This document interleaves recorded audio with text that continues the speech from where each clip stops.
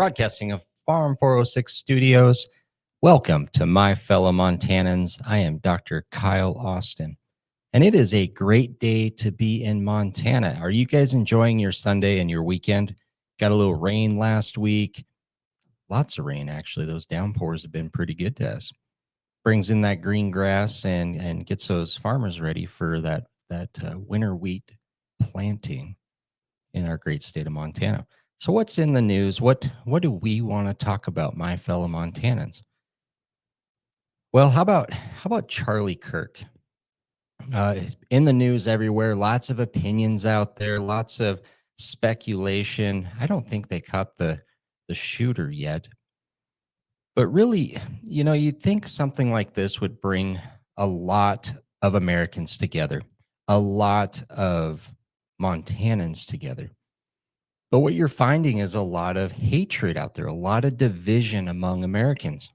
Folks, Charlie Kirk was an American. I don't care if he was Republican. I don't care if he was Democrat. I don't care if he was black or white. He was an American. What happened shouldn't happen to any American out there. That's what we need to be talking about here instead of fighting over freedom of speech. Whoever shot Charlie Kirk violated his freedom of speech rights. But then you have people out there that, they're being negative and they're being rude, I guess we could say, and they're losing their jobs over it. I think that's retaliation also for that individual's freedom of speech. Even though that person's being rude and inconsiderate, do you really think, well, let's see here. Because the school's teacher that was suspended and being investigated here in Billings, should he have been exercising his freedom of speech at school? And that we can argue yes and no. I don't think so. If he wants to go exercise his freedom of speech, he can go do that somewhere else. But what about the CNN broadcaster out there where they canceled the show because he was saying comments that he shouldn't have been saying? Now, I think that's a little bit too far because I think that's a violation of freedom of speech. I think everybody out there has a right to an opinion. But it goes back to, where is America going? It seems like it gets worse and worse every year, where everybody is out there beating everybody up over their opinion. Why are we Americans and why are we Montanans at war with each other? I think you need to blame yourself. I think Americans need to be held accountable for where we're at today. But also, what can we do to, going forward? You kind of wonder if it's the religious groups out there, the different viewpoints, the different thought process, the different studies. Is that dividing America? A lot of other countries around the world, they're not a melting pot with a diverse group of people. So if they all believe in the same religion, do they get along better? Nah, probably not. But what is dividing Americans? When things like the shooting of Charlie Kirk or the assassination of Charlie Kirk took place, you get a lot of people that come out there that think we need a police state. They want more police. I don't want more police. I don't think it's going to solve a problem. Does it make you feel safer? No, I don't feel safer with more police officers out there. What I feel we need is we need people to come to reality in this country. We need them to unite. Because if we don't unite, they're going to sit there and want to keep attacking your Second Amendment rights and want to take away your guns and want more police on the street. So what should be a good going forward leadership? I mean, the leaders out there need to step up and unite the American people and lead them. I was kind of thinking the other day, I think a good slogan would be, don't shoot me, debate me. People don't know how to debate anymore without getting angry. They don't. They get angry. They want to go get in a fist fight. They want to go pull a gun out and just assassinate the person. But why don't we come out and say, with a good movement, don't shoot me, debate me. If we go back to America and when America was formed and we created our government Our government was created so you had two sides. It wasn't really about Democrats or Republicans, it was about two sides. So they would go into Congress and they would debate two sides of it and they would come to a common ground. And if they couldn't come to a common ground, they kept debating it year after year. But this is why our government was formed, to debate. Now, are we teaching Americans to debate? I know when I went to high school, there was debate class. But the question is are we debating these days, and can kids debate? I don't have a problem. If you disagree with me on this radio show, you are more than welcome to give me a call, shoot me an email, and come on my show and debate me. We might agree on a lot of stuff, but we might disagree on some. But it's good to put it out there and let the listeners and people make the choice. You don't have to go shooting people to get your point across. But then also, why are Americans leading to violence? You know, the alternative to violence was supposed to be our judicial system and our justice system. However, our court system in America is such a mess. If you have a disagreement with somebody, you should be able to walk right into court and each of you state your stance and ask the judge to make a ruling on who's right and who's wrong. And you walk away shaking hands saying, all right, the judge ruled in my favor or your favor. Now let's move on. But our court system is such a mess anymore, folks, that you got to go hire an expensive attorney. You got to fill out piles of paperwork. You got to spend thousands, hundreds of thousands of dollars sometimes. And then it takes 2 years to get a resolution. No, that doesn't work. So how do we change this going to the future where we Americans can resolve conflicts quicker and easier? Maybe we need public debate stages. You know, I don't care if you call it the stage of shame or whatever it is, but if you want to call someone out and debate them, have a public debate stage that's free for people to use, to walk into, maybe have a moderator there. Just a thought out there. I mean, I always said, why don't we have boxing rings? If you disagree with somebody, call them out and say, look, I'm not going to shoot you. And I think we're past debating it, but let's go put on some boxing gloves and put on a show. And let's blow off some steam. Again, so at the end of the day, you know, what we take away from Charlie Kirk shouldn't be the right and the wrong, the left and the right, Republican versus Democrat. What we need to take away from this is, how do we unify Americans? Or is it too late? If it's too late to unify Americans, which, I mean, I have a little hope out there. A lot of people have lost hope over uniting America. But if we can't unite America, what is the end result? And is that going to lead us to war? Is war where we're going to go to unite America? If we have, if we have a big world war, everyone keeps talking about World War III. And maybe World War III is, if you go back and you look at World War I and World War II, and people do, they take a side on the war. They fight in the war or they run away from the war. But when the war is over, everyone feels like they win. And they grieve because they lost thousands, if not millions, of lives. And everybody's grieving. They were taught a lesson. So Americans out there, you got a choice. You can grow up and we can get together and unite, or we're going to lead ourselves into the inevitable. And it could be even a civil war. It might not even be a war with Korea or China or Japan or Mexico. It could be a civil war right here in the 50 states. The lower 49, I don't think Alaska's going to jump in on this, but the lower 49 could have a civil war. So remember, my motto when I'm running for Congress, united we stand, united we can. And the reason for that is because when we're united, Americans can do great things. Montanans can do great things. But we can't do it if we're not united. Think about that. Food for thought. Well, let's kick off the show today because there are some other great things to talk about within our state of Montana. So, something new, we talked about it. Great promotion that Farm 406 did, but we finally wrote a check. So, I want to thank everybody out there for helping Farm 406 raise $7,000.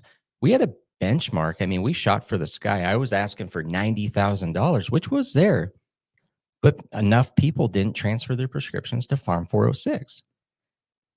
But Farm 406, through prescriptions filled, was able to raise $7,000. And if those of you looking, you can see the screen here, but we got the big check. The big check was written from Farm 406 to Relay for Life in Yellowstone County for $7,000 on September 1st. And those of you that aren't following it, the Yellowstone County Relay for Life will be having their walk here at the end of the month. So if you want to participate in that, or if you want to donate, don't be afraid to look them up. Facebook, I think, is the easiest way if you're to look them up, Relay for Life, Yellowstone County, and participate and donate. But this was a great fundraiser. I think $7,000 is a good a good figure to pat myself on the back. I think that's a big, substantial donation. And so thank you again for supporting this cause. It's a local cause and supporting Farm 406. So in the news here in Montana, and this has been going on for a while, but let's talk about the Held versus State of Montana. This court case has been going on since 2020. And the ridiculousness behind it is it was led by youth. Now, I don't have a problem with young people stepping up to the plate here and fighting for their future. Okay. I agree with that. I agree younger people should be more involved. But there was 16 youth who led this climate change lawsuit, and they won in district court. And this was, back 2023 when they won in district court. But the ages of these people is very interesting, because the age of the people who sued the state of Montana, that's you and I, we're the state of Montana, they sued us. They ranged from ages 5 to 22 years old. I have a question. If you're younger than 18 years old, why do you have a right to even be suing the state of Montana? You don't have a right to, at 5 years old, to drive a car. You can't make a decision. You're not allowed to sign a check without a parent's, discretion. How is a 5-year-old engaged in a lawsuit? This is the corruption that I can see behind these climate change groups out there that we really should hone into, because you have a 5-year-old suing state of Montana. A 5-year-old can barely tie their shoe, folks, but they're suing the state of Montana. They're suing you and I. Interesting, huh? Should that be allowed? I think that should be grounds to challenge the lawsuit because they're incompetent. I don't think a 5-year-old is competent. Anyway, the lawsuit started in 2020, where they made a constitutional claim that state policies promoting fossil fuels violated constitutional rights to clean and healthy environment. A state law prohibited agencies from analyzing the effects of greenhouse gas emissions and climate impacts. So this is interesting, because are these the children of Al Gore? I mean, if you guys go back to the Al Gore days, what president was he under? That goes back a while. But Al Gore was the big climate gas emission guy. And he really pushed a lot of that garbage down everybody's throats. Now, it's not a bad thing, because I like breathing clean air. I don't like dirty air. But some of the policies out there, they make things very expensive, but it's government overreach. A lot of it is government overreach.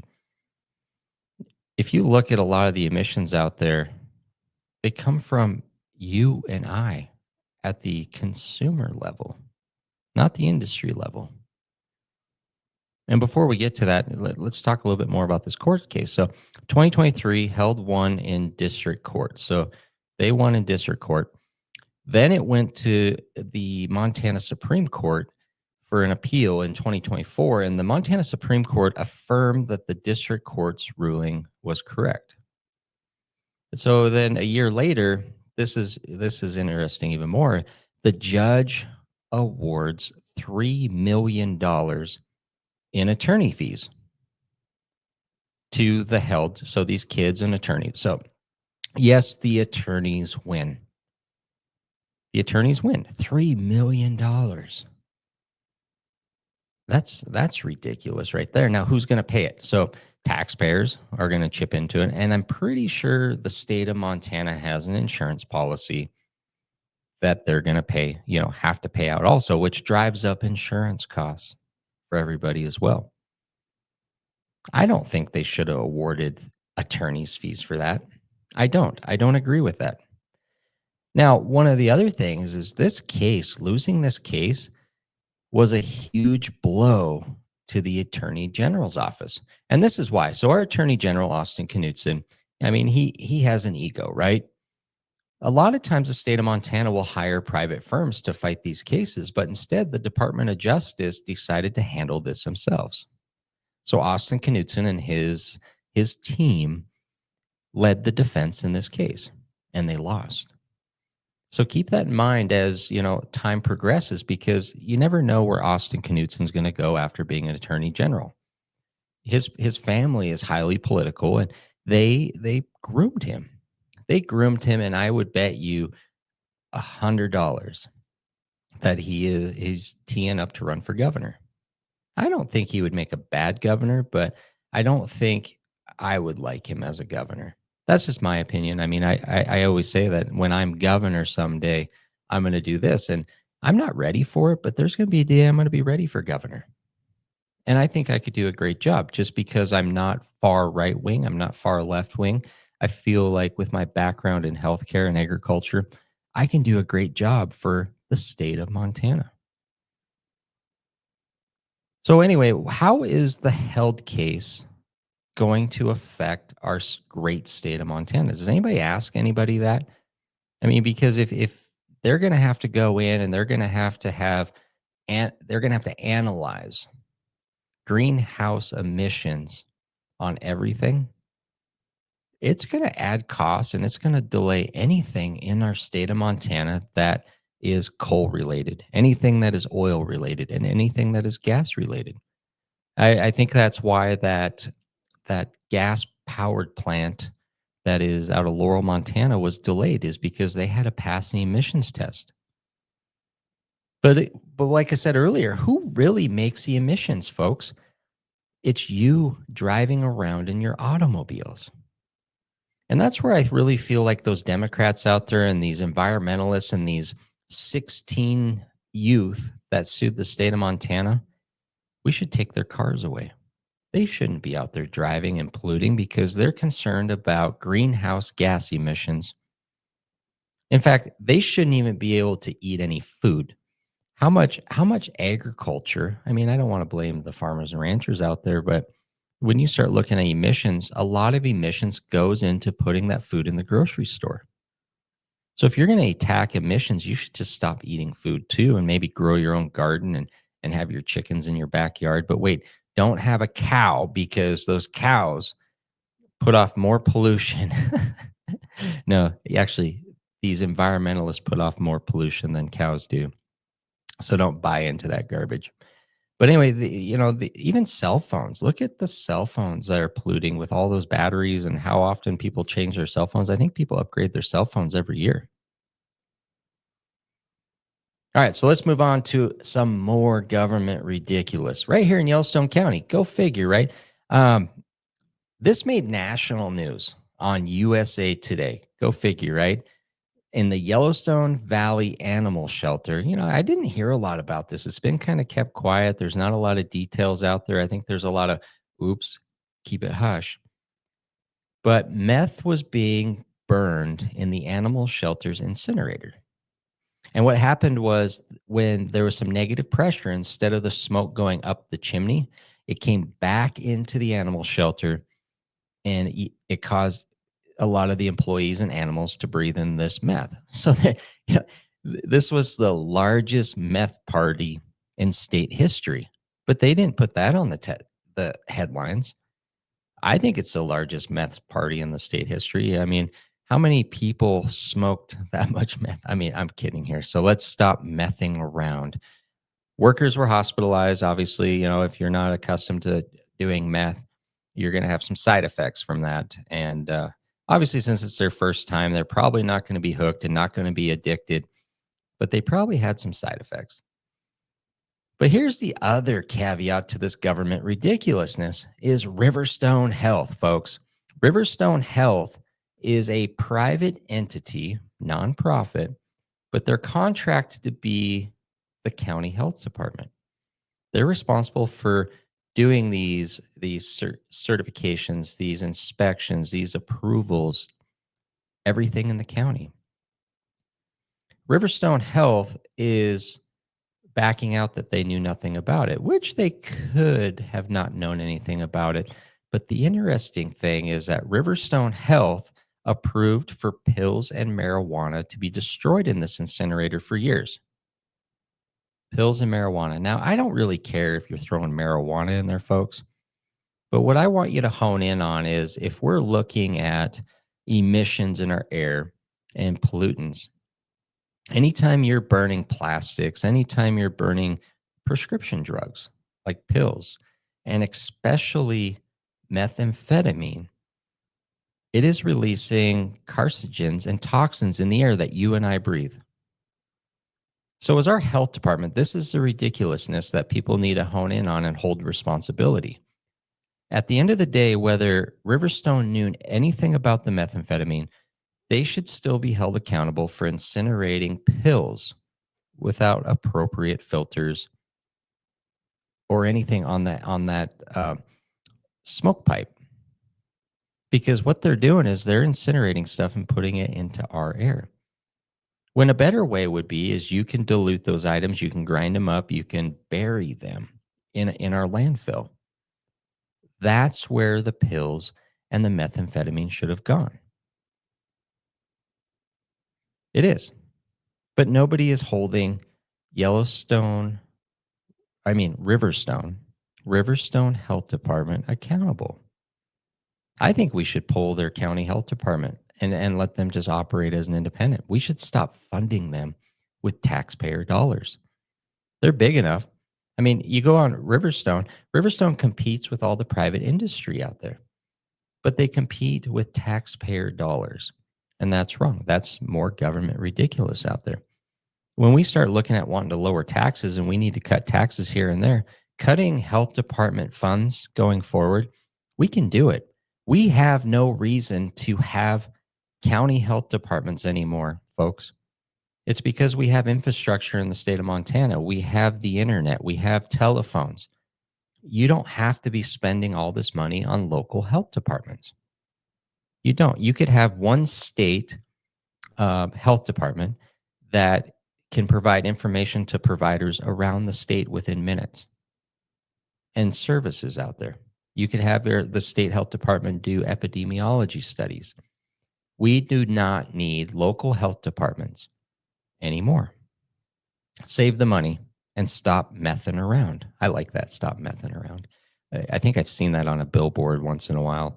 Stop messing around, because meth is very addictive. It's not a funny joke. I shouldn't have been laughing earlier, but I think it was the largest meth party in the state of Montana. Remember, Farm 406 is Montana's vaccination destination. Get a brew, not the flu. With every flu shot at Farm 406, you can get your choice of a free beer at Canyon Creek Brewery or a free coffee at Mazevo. Farm 406 is open 7 days a week. Walk in, no appointments. Now, everyone's been calling and asking, do you have the new COVID vaccine shot? And absolutely, we do. We have the new 2025, 2026 COVID vaccine in stock, ready to go. And you don't have to make an appointment. You can walk right in and get your vaccine and be out the door in 5 minutes. And that's even with Kennedy's involvement in the vaccine, because there's been a lot of confusion out there. Do I have to get a prescription? Is it going to be available? Folks, it's available. There are some different restrictions out there. So right now it's open for 65 and older. But if you're under 65, you need to have a pre-existing condition to qualify for the vaccine. And there's a lot of stuff that qualifies you. So if you come in and say, I'm overweight, which 99% of Americans are overweight, that's why they like the GLP ones, which GLP ones, GLP stands for good looking people. Just remember that. That's why people go jump on it because they want to be good looking people. But anyway, the vaccines are available here at Farm 406. Walk in, no appointment, 7 days a week. And we need to take a break. So, my fellow Montanans, I will be right back after this quick break.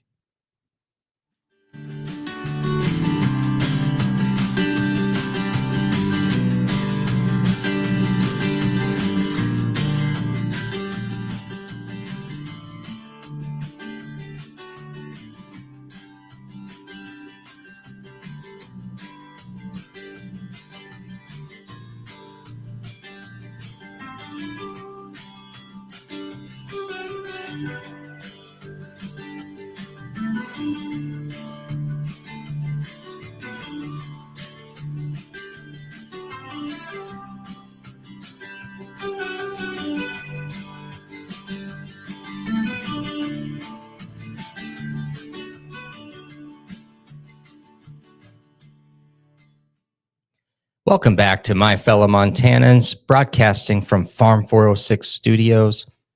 It's a great Sunday evening to be in Montana. I hope you're enjoying it. I hope you're being safe, and I hope you're getting ready for winter because I'm wanting that snow to fly.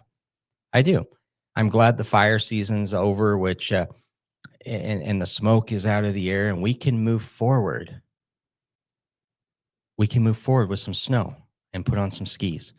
So anyway, talking about that, every year we have, I'm going to keep talking about this every Sunday because I think we need to get after this because every summer we have the same problems: fire and drought and smoke.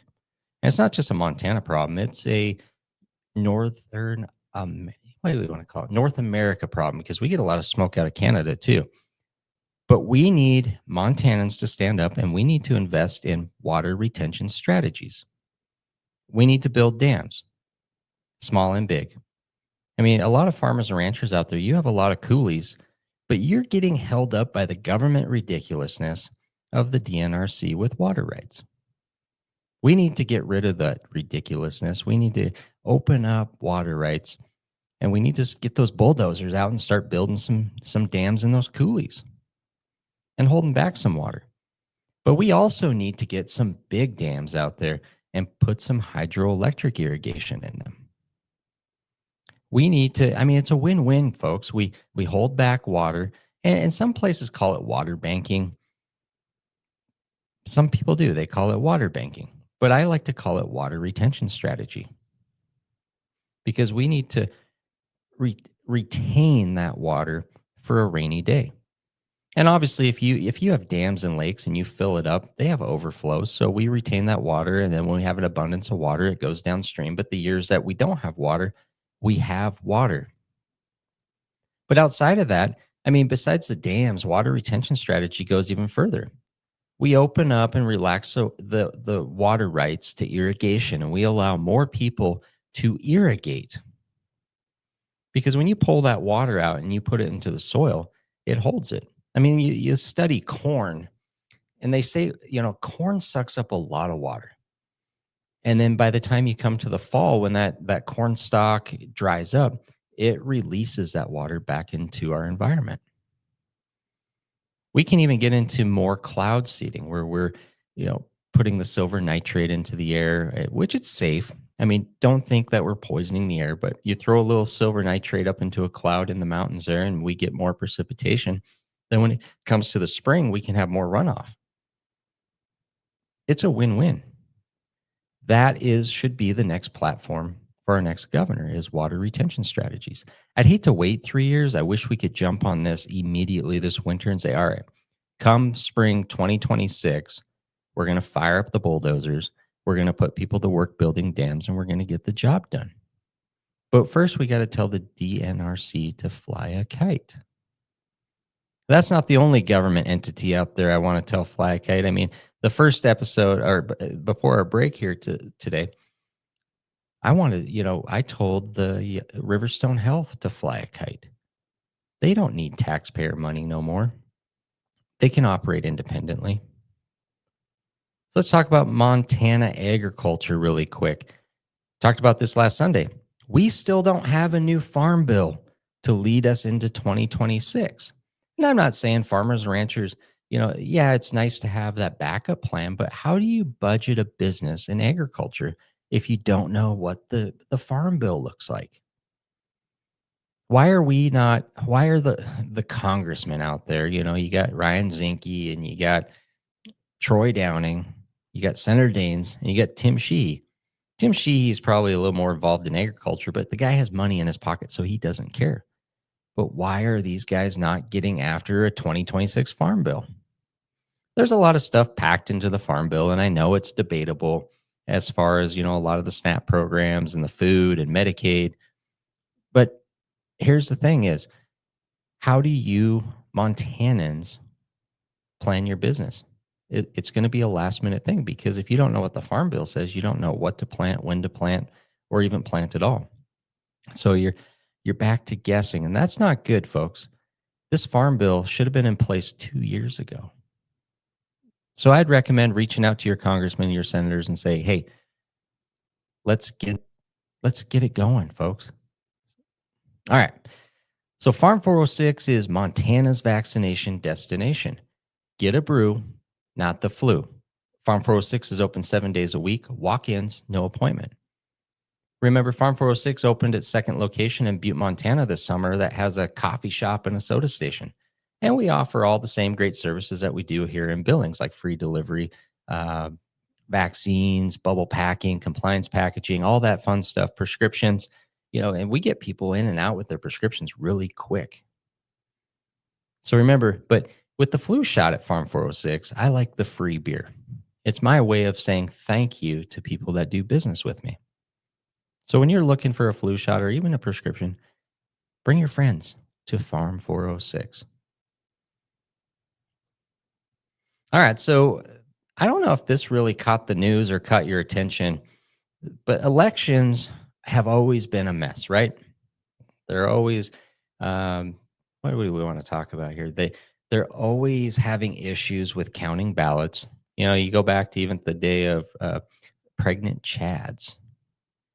But they're always saying, "Oh, there's a miscount or there was a problem with an election machine or you had someone that was corrupt and someone that didn't count a bag of ballots or you got people manipulating the absentee ballots by collecting them and turning them in for other people." There's just all kinds of issues every election, right? Well, Montana announced that they got new election machines, and these are certified by the federal government already. But the state of Montana brought in these new election machines, and I think they're going to be put to work here this November. But they're being tested right now for integrity and accuracy. But I don't think that's going to make a difference. The state of Montana spending more money of your money, my money on these new election machines. No, I don't think it's going to make a difference. There's always going to be a battle out there about accuracy and integrity. So, with our technology, why have we not advanced away from absentee ballots and polling places? Think about it, folks. Why are we still stuck with the old paper thing and showing up to polling places? I mean, it's kind of a thing of history, but everyone has internet now. Well, I shouldn't say everyone. A majority does. And so those that don't could have a backup plan. But I always said, why are we not using the IRS website? Now, follow me on this because every American that is a United States citizen has a social security number and they are required to file a tax return. So, why don't we tie the IRS website into a voting technology? And that way we can track, all right, you paid your taxes, you're eligible to vote. You're a United States citizen, you're eligible to vote. And they can put limitations that you're only allowed to vote once. And they can verify that you're still alive. So there's no more dead people voting off absentee ballots. Do you think that would clean up our election and make it more, the integrity behind it? So we can stop arguing whether there was illegal aliens that were voting, dead people voting. I think it's a win-win if we tie it to our tax returns. And if you don't file a tax return or you don't pay your taxes, you don't get to vote. And when I said about verifying, like the make sure you're alive, I mean, they could put a restriction in that you have to be, an age less than 100. And if you're over 100, you have to show up and actually be identified in person with an ID, and then they can unlock you to vote. But they can also do cool things like photo verification every 5 years by tying it into the DMV. So every 5 years, you renew your driver's license. That reactivates you as a living person in the DMV that ties it into the IRS website. And I think I would like this idea because I can now vote from work. I can vote from my house. I don't have to run around. I don't have to worry about that absentee ballot not showing up. And then the other thing too is, do you trust the post office on getting your absentee ballot back? It's always a question out there. So I would rather trust an online voting with double authentication, secure, and we can place our vote. And more people would probably vote. And it would probably save the taxpayers trillions of dollars nationwide by not having all these polling places. All right. So this is interesting because Yellowstone County is about to open its bed and breakfast.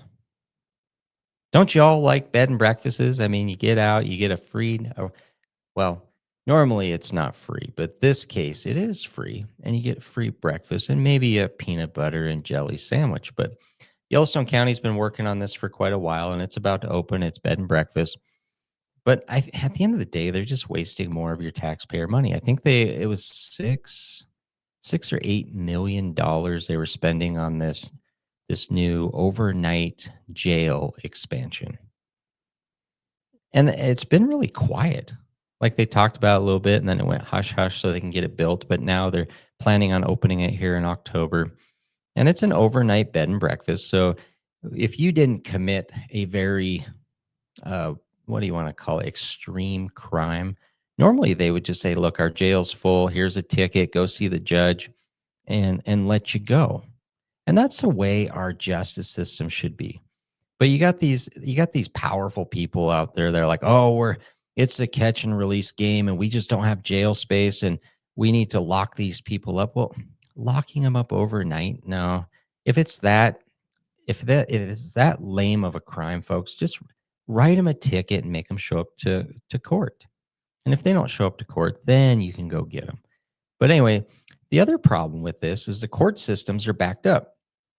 So you get put in jail and you're supposed to see the judge to get arraigned. But what this is going to turn into is more backlog because the judges are backed up 3, 4, 5 days. So these people are sitting in there, which is a violation of constitutional rights. But people aren't calling it out. We should be suing our court system because they are not getting people in and out like they're supposed to. They're creating bigger problems, which is causing taxpayers now to build an overnight bed and breakfast. Think about that. Our police officers should just be, I always said, like, write them a ticket or even just slap them on the hand and be like, hey, go live life, I guess. I think our government, well, actually, I know our government is just making more and more people criminals. We have so many laws on the books anymore that just walking out the door and breathing air, I bet they could find some law to make you a criminal. And every day we sit there and watch our legislature stack up more and more laws. It's really interesting. I can't even keep up with it anymore because we talk about the Department of Montana Labor and Industry. They keep brainstorming the dumbest rules, the dumbest laws. As a business owner, I can't even keep up with it. I can't. It is getting overwhelming how many rules and laws, and it's hurting. It's hurting our businesses in the state of Montana. It's hurting our infrastructure, and it's hurting jobs. That's why I keep talking about shutting down the Department of Labor. And so the day I'm elected governor, that is on my platform to defund and shut down the Montana Department of Labor and Industry. They are not good for the state of Montana, folks. So, another conversation that we got to keep moving is the need for national pharmacy benefit manager reform, PBM reform. We got a little bit of relief here in the state of Montana, and House Bill 740 that passed the state with some local PBM reform goes into effect here in October. And I'm really excited to see how that plays out. But the problem with state laws and rules related to PBM reform is the big players don't have to play by the rules when it comes to Medicare. So you have your Humana plans out there, your United Healthcare plans, your Express Scripts, and they have those Medicare plans that a lot of seniors use. And they are so corrupt. But guess what? They don't have to follow state laws. And that is why we need national PBM reform, pharmacy benefit manager reform.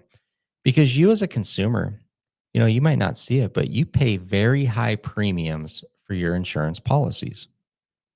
But the insurance companies take your money, and at the end of the day, you think they're paying, but what they're doing is they're pocketing your money, and then they're acting as a discount service.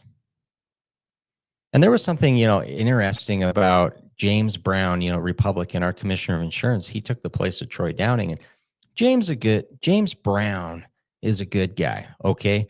But there was an article out there that I disagree with where he's urging the federal government to continue payments to the PBMs to keep the insurance companies that are on the public exchange to keep the rates down.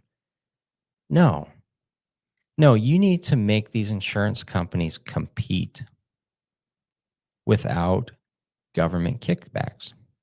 They're already ripping off the consumer with high premiums. And so, and then they're just, I guess what you want to say, the government kickbacks that they're getting is just icing to the cake. It's like the cherry on top. That's what they want. Take that money away from them, make them act and compete, and that will naturally lower the prices on the marketplace. So I do disagree with James Brown on that. The government needs to stop paying the PBMs money for the marketplace. That was Obamacare garbage right there, folks. But anyway, when it comes back to it, these insurance companies, they don't pay for services. They very rarely pay for services. They act more as a discount service.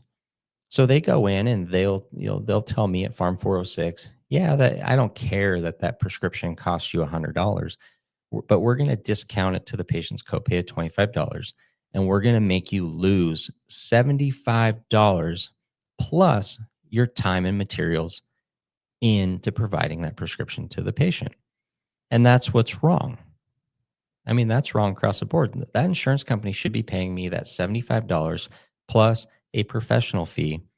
And they shouldn't, there should be no arguing over that. That's business, right? Any business can't make money if they're having to give stuff away. So that's the corruption with the pharmacy benefit manager, or just a small part of it. There's a lot more corruption with the pharmacy benefit managers, such as their lobbying. They bought and paid Troy Downing when he was a commissioner of insurance practice, and then they bought and paid for him while he's in Congress as our Montana representative. He's corrupt. He ain't gonna put his foot down on pharmacy benefit managers when they're putting the steak on his table. And that's the truth.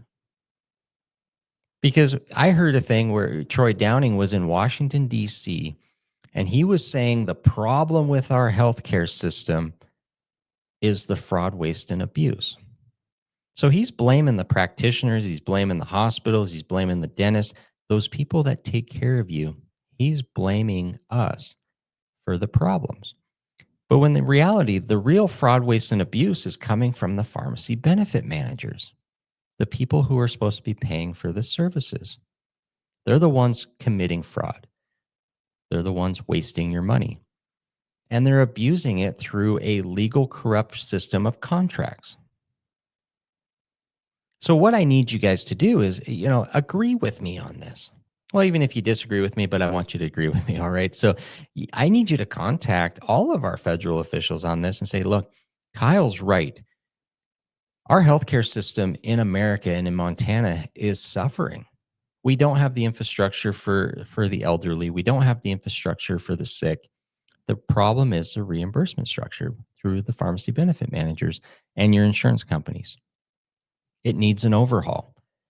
When I ran for United States Congress, I put a plan together that I wanted to present to create the United States Healthcare Corporation. And this isn't just another government entity. This is a corporation that's owned by the taxpayer, kind of like FDIC. They run like a business, but they provide a profit and loss statement and an annual tax return to the President of the United States. This would be a very functional and efficient way to eliminate the fraud, waste, and abuse because it would be a nonprofit corporation. Every dollar that went into it was spent on we the people's healthcare. And that's the beauty of it. But of course, these big insurance companies don't want that because guess what? We're beating them and it will beat them. So more, like I said, Troy Downing's bought and paid for, but feel free to reach out to him. Maybe he'll change his mind someday. Maybe he will. He's going to want to run here again next year, and I don't know where he's going, if he's going to run for the United States congressional seat again, or if he's going to try to step up to something else, or maybe he'll move back to California where he came from. Because the guy doesn't stand for Montana. He doesn't even understand Montana agriculture. You should have saw him trying to ride a horse over in the Miles City parade one day. He couldn't even ride a horse. He had to pay a guy to bring a horse in, and then he paid the guy to walk him on the horse till the horse settled down because he didn't know how to get on it and sit on it. And horses realize that. Horses know a horse person and a non-horse person. Troy Downing's not a horse person. So remember, folks, Farm 406 is Montana's vaccination destination. Get a brew, not the flu. Only at Farm 406, when you get a flu shot, you get your choice of a free beer at Canyon Creek Brewery or a free Mazevo coffee. Farm 406 is open 7 days a week, walk-ins, no appointment. So let's see here. We talked about today, and I got some interesting stuff, here in the next couple weeks. I have some, let's see, Brad Molnar is planning on being a guest on this show. So make sure you kind of, keep your eye open for that. I can't tell you exactly what Sunday he's going to be in here on the show, but Brad Molnar, a public service commissioner, has been under fire. All right, under fire for some BS, some government ridiculousness. And I invited Brad, and so I got to get him in on a show because I want to talk about the issues that are holding back our political figures and issues with our industry. And it comes back to where, we're fighting the Department of Labor. The Montana Department of Labor and Industry creates a bunch of these garbage rules that attack people. So I wanted Brad Molnar to come in, and I got to get back in touch with him, but he'll probably be in here in one of these Sundays in the near future so we can talk about the inside story. So I'm looking forward to that. Also, former Congressman Denny Rehberg's probably going to be getting in here in the next couple of weeks. So make sure you're following My Fellow Montanans every Sunday at 7 p.m. because we got some better topics to come on. But also, if you want to be on here, like I talked about at the beginning of the show in the first half hour, we talked about Charlie Kirk and where Montanans are going with that. Where's America going with that? Because there is so much division among everybody. Why are we at war with each other? Why are religious groups, are they playing a big role in this? I don't want more police. People, there's a lot of yahoos out there that think, oh, we're going to solve the problem with more police. But everyone has to blame themselves because we're at where we're at today with all the violence because of you. Because people don't know how to deal with issues and people do not know how to debate. So the topic of the today's show is don't shoot me, debate me. We need to go back to people understanding how to debate and walk away shaking hands. Whether you agree or disagree, that's where we need to go because what happens here is we're seeing people that disagree with people and the only way out, the only way is to shoot that person. No, folks, debate it. We need public debates. We need to be able to talk about the issues without people crying. Or I even had an employee that didn't like what I said one day and she just walked out the door. It's like, grow up, people, grow up. But it's your kids. I mean, these are the kids that you're not allowed to spank and make them tough anymore. So think about that. Don't shoot me, debate me. And we need to push debates more and more so people get to know how to talk and have those conversations. And even if you don't agree, you still walk away shaking hands. And that will unite us Montanans and us Americans going forward and strengthen our leadership. My fellow Montanans, you have been listening to My Fellow Montanans on 94.7 FM. Remember, you can listen on 94.7 FM every Sunday at 7 p.m. or 7:90 a.m. or even the mighty 790.com.